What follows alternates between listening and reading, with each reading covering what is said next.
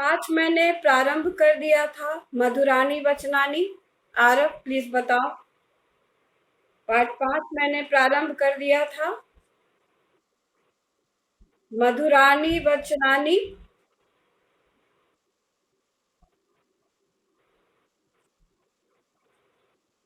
तो हम आज पाठ 5 प्रारंभ कर रहे हैं मधुरानी वचनानी से। मधुरानी वचनानी का अर्थ है मधुर वचन, और दोनों ही पद यहाँ पर बहुवचन है। और ये नपुंसक लिंग में है मधुरम। मधुरम का बहुवचन हो गया मधुरानी। तो बहुत सारे वचन, मधुर वचन, मधुरानी वचनानी, मधुर वचन। तो अब ये इस पाठ में सूक्तियां दी हुई हैं जो हमारे लिए जीवन उपयोगी हैं और जीवन में चरितार्थ करने से हमें लाभ प्राप्त होता है। तो हम पाठ देखेंगे मधुरानी वचनानी।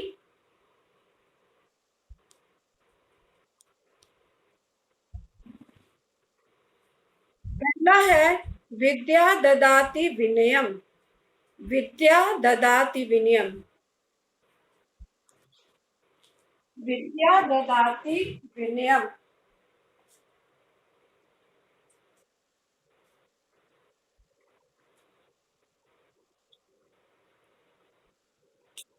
विद्या ददाति विनयम। ये तुम लोगों ने पढ़ा था, पिछली कक्षा में पढ़ा था तुम लोगों ने। विद्या ददाति विनयम, इसका अर्थ क्या है? विद्या विनम्रता देती है। विनयम, विद्या विनम्रता देती है। विद्या हमें विनम्रता देती है।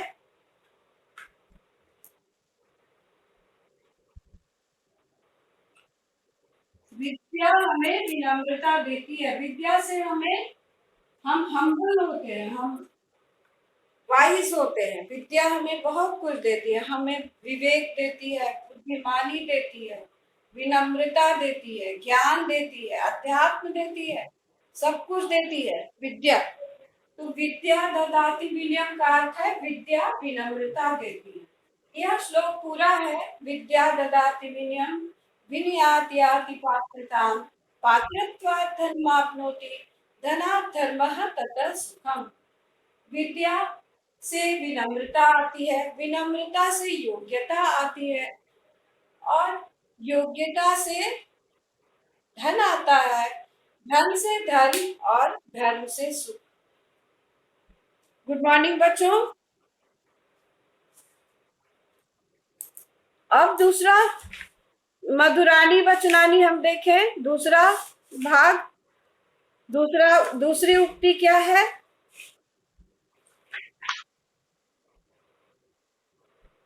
जननी जन्मभूमिश्च स्वर्गादपि गरीयसी।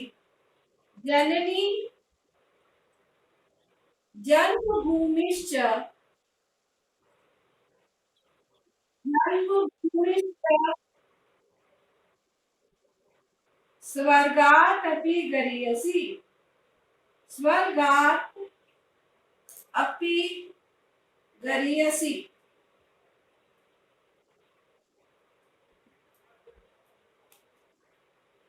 किसी बच्चे का कोई रिस्पांस नहीं आ रहा है, बताइए।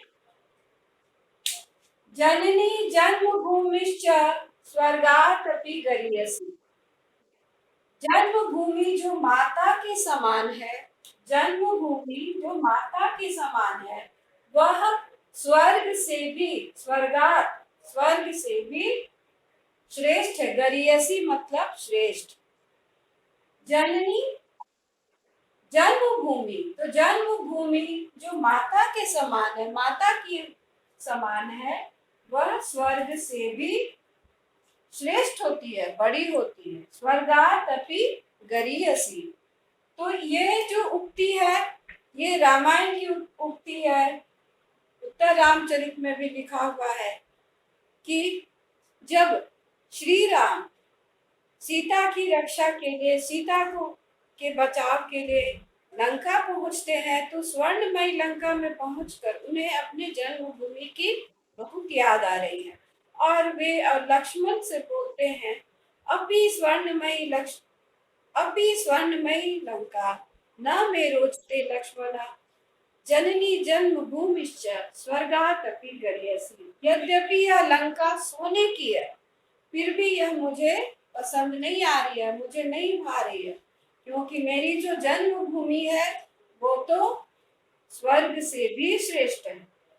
हमारी मातृभूमि कौन है? भारत देश। तो ये भारत देश हमारे स्वर्ग से भी महान है। तो मातृभूमि जो है वो स्वर्ग से भी श्रेष्ठ कहलाती है। जन्मभूमि माता के समान पालती है हमें, माता इव पालयति, जन्मभूमि माता इव जनान पालयति, अतएव जन्मभूमि स्वर्गात् अपि श्रेष्ठा अस्ति। जन्मभूमि जो है वो स्वर्ग से भी श्रेष्ठ है। तो आप लोग मुझे कोई जवाब दीजिए। सुनाई दे रहा है आप लोगों को? हाँ, सुनाई दे रहा है ना? ठीक है। अब आगे हम लोग देखें तीसरा, बुद्धि यस्य बलम तस्य। बुद्धि यस्य, बुद्धि यस्य बलम तस्य, जिसकी बुद्धि उसका बल। अर्थात जिसके पास बुद्धि है, जिसके पास बुद्धि है उसी के पास बल है। तो बुद्धि ही वास्तविक बल है। बुद्धि एव अस्माकं वास्तविकं बलम अस्ति। शारीरिक शक्ति न महत्वपूर्ण, शारीरिक शक्ति महत्वपूर्ण नहीं है, परंतु हमारे जो मानसिक बुद्धि है, मानसिक जो बौद्धिक बुद्धि है, जो मानसिक बल है, मानसिक बुद्धि है, वही वास्तव में हमारा बल है। संपूर्ण बल हमारी बुद्धि में ही वास करता है। तो बुद्धि यस्य बलम तस्य, इसी के आधार पर तुमने देखा होगा बुद्धि एव उत्तमा, बुद्धि ही उत्तम है। तो और भी है, यस्य बुद्धि बलम तस्य तो है ही, बुद्धि एव उत्तमा, बुद्धि ही उत्तम है। ठीक है। आगे हम देखें चौथा है, सर्वस्य लोचनम शास्त्रम। सर्वस्य लोचनम शास्त्रम।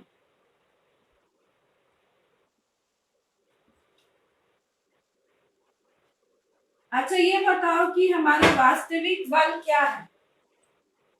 बोलो, हमारा वास्तविक बल क्या है?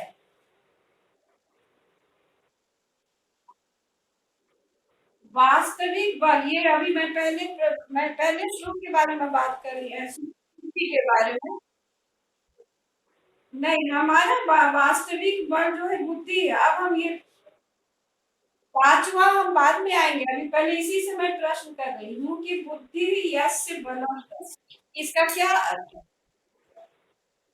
इसका क्या अर्थ है बुद्धि यस्य बलम तस्य?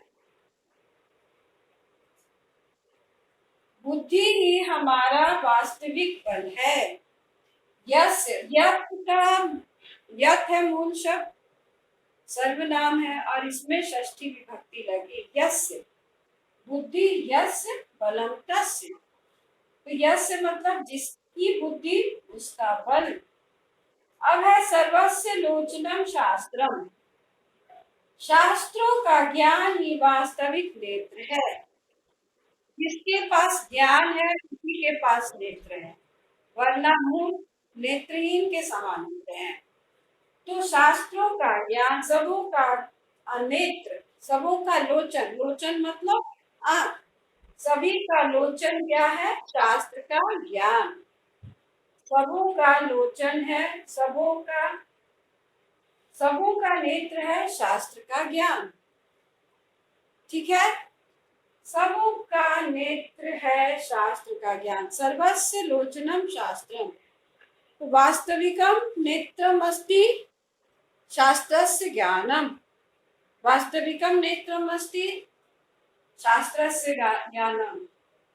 तो पिछली बार तुमने पढ़ा था कि यस्य न अस्ति स्वयं प्रज्ञा शास्त्रम तस्य करोति के लोचनाभ्याम विहीनस्य दर्पणः किं करिष्यति। अर्थात ये कि जिसके पास ज्ञान नहीं वह नेत्रहीन है। इस प्रकार से अंधों के लिए दर्पण का प्रयोग व्यर्थ है, उसी प्रकार मूर्खों के लिए शास्त्रों का ज्ञान व्यर्थ है। समझ में आप लोगों ने पढ़ा है, यस्य नास्ति स्वयं प्रज्ञा शास्त्रम तस्य करोति किम लोचनाभ्याम विहीनस्य दर्पणं किं करिष्यति। तो शास्त्र का ज्ञान ही वास्तविक नेत्र है। अब हम आ जाए सत्यमेव जयते न अनृतम। सत्यमेव जयते न अनृतम, इसका क्या अर्थ होगा? सत्य की ही, सत्यम जोड़ एव, सत्य की ही जय होती है, अनृतम, और असत्य की नहीं। अनृतम मतलब असत्यम, अनृतम का अर्थ होता है असत्यम। तो सत्य की जीत होती है, असत्य की नहीं। ये नहीं, इसका अर्थ ये नहीं निकलेगा कि सत्य की जीत होती है और असत्य की हार, नहीं। इसका अर्थ है कि सत्य की जीत होती है, असत्य की नहीं। ये लिया गया है मुंडक उपनिषद से। ये मुंडक उपनिषद से ये उक्ति ली गई है और हमारे राष्ट्रीय नेशनल एम्बलम में दिया हुआ है, सत्यमेव जयते। समझ गए? अशोका पिलर स्तंभ है, उसी में लिखा रहता है सत्यमेव जयते। जितना भी ऑफिशियल लोगो है हमारे राष्ट्र का, सब में संस्कृत की उक्ति लिखी रहती है। हमारे तमसो मां ज्योतिर्गमया, हम लोगों के, या विश्व, हमारे डीएवी में क्या लिखा रहता है? डीएवी के लोगों में क्रीमवंतो विश्वमार्यम, है ना? क्रीमवंतो विश्वमार्यम, ये लोगों के नीचे लिखा रहता है। फिर हमारी जो जल सेना है, उस ये वायु सेना का जो लोगो है उसमें लिखा रहता है नभः स्पृशम दीप्तम, नभः स्पृशम दीप्तम, आकाश को छूता हुआ चमकता है। वायु सेना का जो लोगो है उसमें लिखा होता है नभः स्पृशम दीप्तम। यहाँ देखो लिखा हुआ है सत्यमेव जयते नामृतम। फिर आईपीएस का जो लोगो है उसमें भी लिखा हुआ है सत्यमेव जयते। न्यायपालिका का जो लोगो है उसमें भी लिखा हुआ है सत्यमेव जयते। तो सब लोगों के नीचे देखो लिखा रहेगा। हमारे आर्मी में का भी मुझे अभी याद नहीं है, लेकिन अभी एयरफोर्स का लोगो में लिखा हुआ है नभः स्पृशम दीप्तम। उसी तरह से आयकर विभाग का जो लोगो है, सब तुम लोग खोज के हमको बताओगे कि मुख्य सीबीएसई का भी जो लोगो होगा उसमें भी कुछ होगा, तुम लोग देख के बताना है, मुझे नहीं पता, बताना तुम लोग। ठीक है? तो सत्यमेव जयते, सत्य की जीत होती है और असत्य की नहीं। आगे हम देखें, माँ भ्राता भ्रातरम द्वीक्षत, माँ भ्राता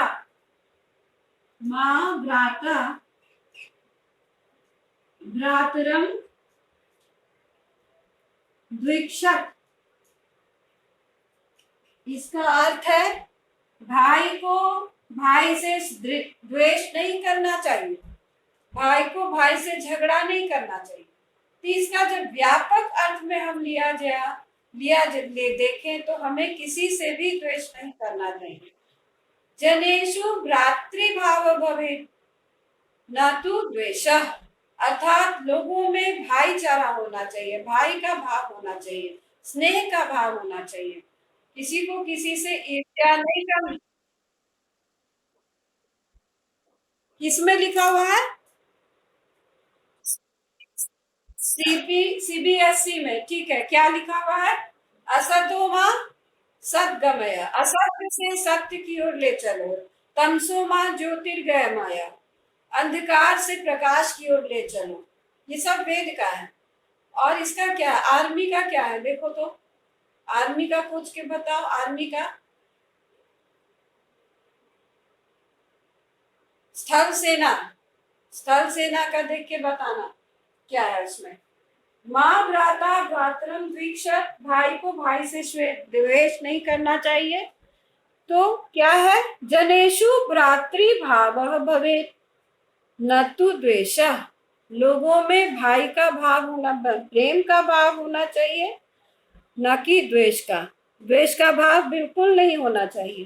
केनापि स ईर्ष्या मा कुरुत, किसी के साथ भी ईर्ष्या न करें। परस्परम मिलित्वा वसेयु, परस्पर मिल कर रहे। लोगों में प्रेम का भाव होना चाहिए, आपस में मिलकर रहें, किसी के साथ भी द्वेष न करें।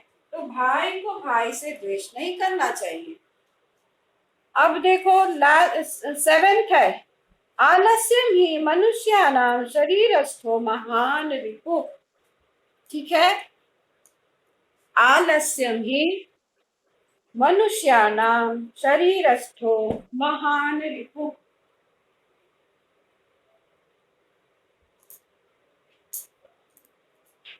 आलस्यम ही मन आलस्यम ही मनुष्यानां मनुष्यानां शरीरस्थो महान रिपु।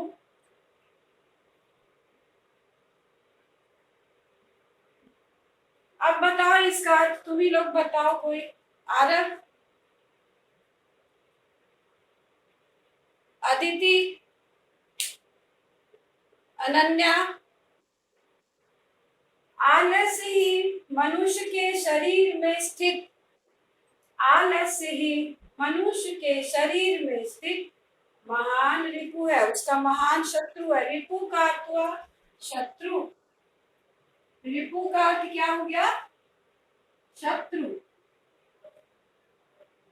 जिसका एक पर्यायवाची है अरि। हिंदी में एक और उर्दू का दुश्मन, एनिमी। तो आलस्य ही मनुष्य के शरीर में स्थित, शरीरस्थो, शरीर में स्थित महान रिपु है, उसका महान शत्रु है। ठीक है, तो हम लोग क्या करते हैं? आज का काम कल पर टालते हैं, आलस्य करते रहते हैं। हमें, हम समय का मूल्य नहीं समझते हैं, हम समय का महत्व नहीं समझते हैं और आलस्य करते हैं। आज का काम कल पर टालते जाते हैं, आलस्य के कारण हम कार्य को पूरा नहीं करते। तो आलस्य ही मनुष्य नाम शरीर, जो हमारे शरीर में जो आलस्य है, ठीक? हमारे शरीर के अंदर शत्रु है, हमारा, हमारी शत्रु है, हमारा दुश्मन है। इस कारण हम कोई कार्य नहीं करते हैं और हमारा विकास नहीं होता है, हम समय के साथ नहीं चल पाते। ठीक है, आगे देखें। आलसी मनुष्य शरीर को महान रिपु का क्या क्या बताया? बताओ, रिपु का क्या अर्थ है? रिपु शत्रु, रिपु का अर्थ है शत्रु। ठीक है, आगे कौन सा है? कौन सी है हम देखें। 8 वाला क्या है? शरीरम आद्यम खलु धर्म साधनम, शरीरम आद्यम, शरीरम आद्यम शरीरम आद्यम खलु धर्म साधनम। इसका अर्थ बताओ, कोई इसका अर्थ बताओ।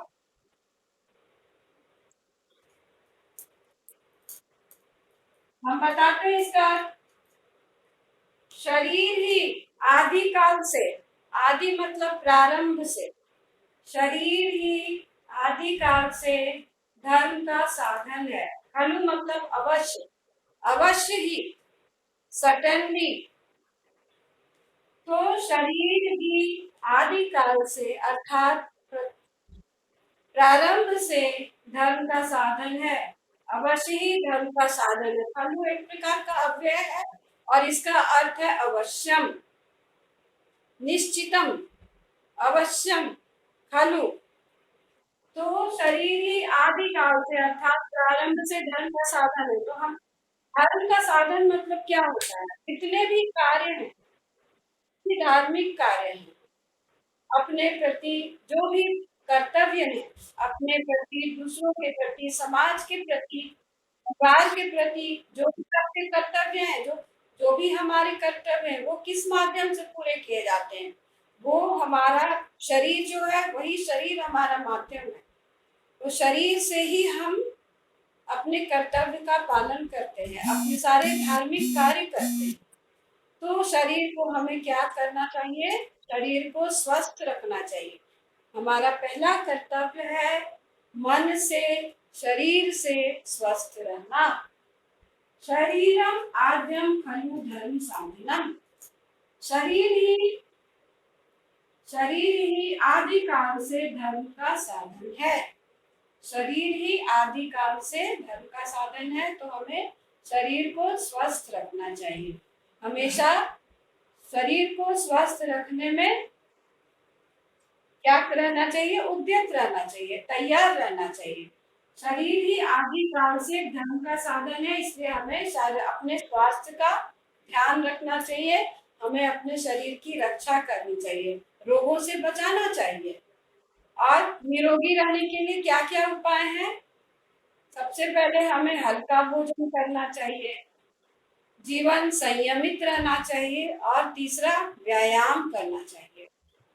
तो तीन चीजें हैं शरीर को स्वस्थ रखने के लिए। हल्का भोजन जो कि सुपाच्य भोजन है, दूसरा है संयम से रहना अर्थात डिसिप्लिन रखना, और तीसरा है व्यायाम। तो शरीर को स्वस्थ रहने के तीन तरीके हैं।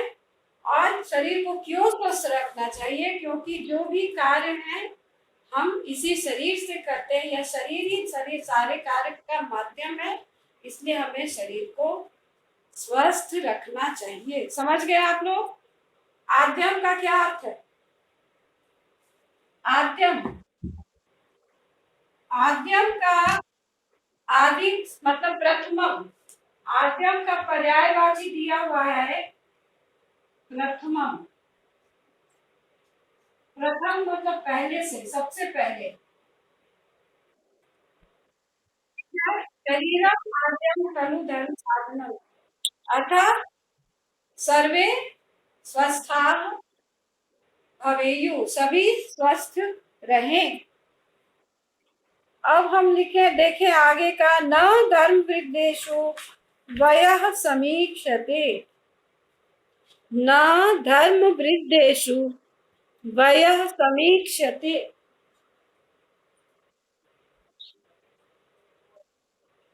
न धर्म वृद्धेषु वयः समीक्षते।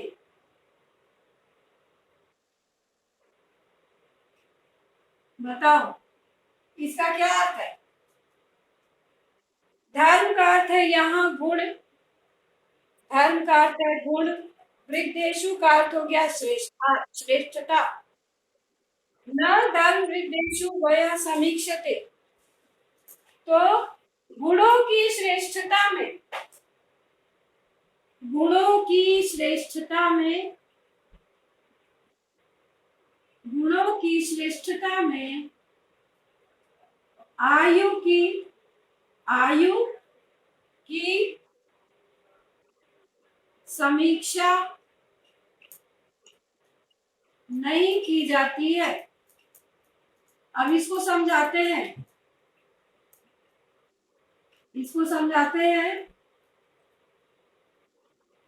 कि गुणों की श्रेष्ठता में अर्थात गुणों की परिपक्वता में आयु की समीक्षा नहीं की जाती है। अर्थात कोई भी व्यक्ति अगर गुण से भरा हुआ है, विचक्षण प्रतिभा संपन्न है, उसने कुछ विशेष प्रसिद्धि प्राप्त की है अपने बुद्धि से, अपनी मति से, अपनी कार्यों से, अपनी शोधों से, या कुछ भी विशेष किया है, अलग किया है, तो उसका सम्मान होता है। और उसका सम्मान करते समय उसकी आयु नहीं देखी जाती है।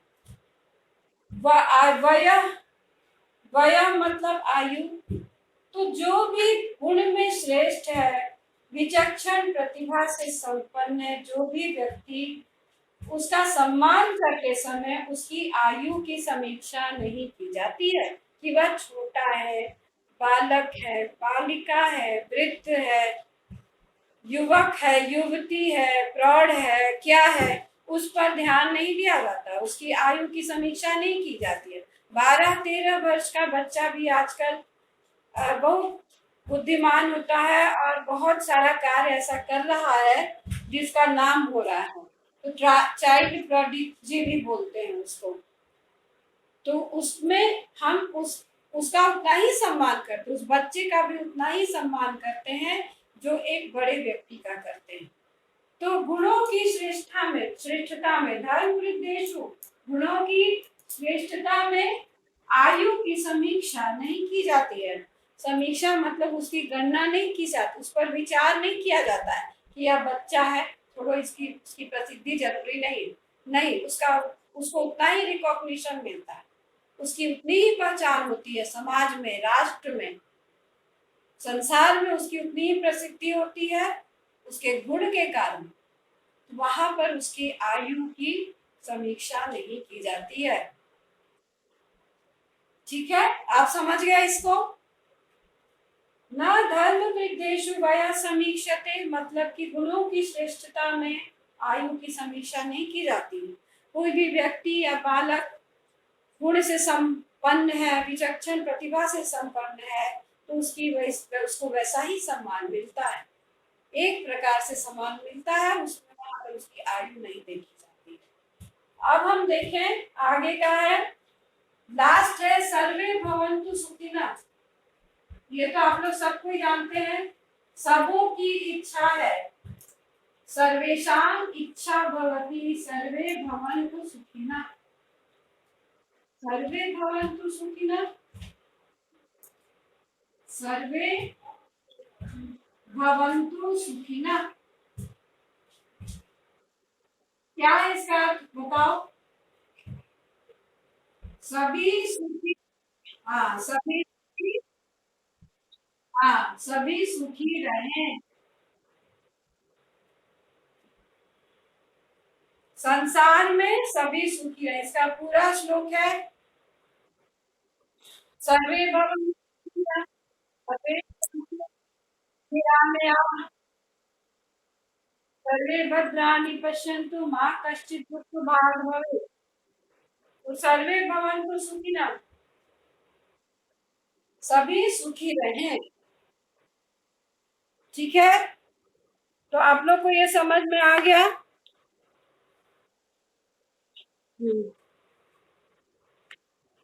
तो सारा हम एक बार फिर से रिवाइज कर लेते हैं। आप पहले पढ़ाया गया था इसको? नहीं, तो सारा इसमें हो गया है, सारी उक्तियों को मैंने बताया।